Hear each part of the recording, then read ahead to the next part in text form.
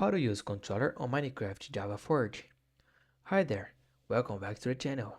In this video, you're going to learn how to play Minecraft Java Edition using a controller, even with Forge mods installed.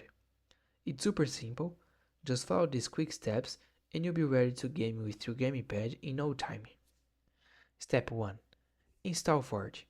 First, you need to install Forge, the mod loader for Minecraft. Go to files.minecraftforge.net, download the version that matches your Minecraft, and install it. This will let you run mods in the game. Step 2. Download the controllable mod. Now, let's add controller support. Go to curseforge.com and search for a mod called controllable. Make sure you download the version that matches your Minecraft and Forge edition. Once downloaded, move the jar file into your Minecraft mods folder. If you don't have a mods folder, just create one inside the Minecraft.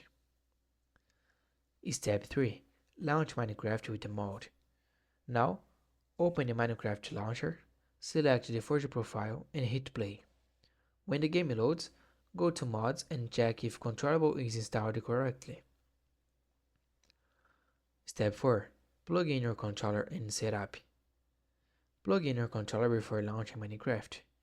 Once in game, go to Options, Controls, Controller Settings.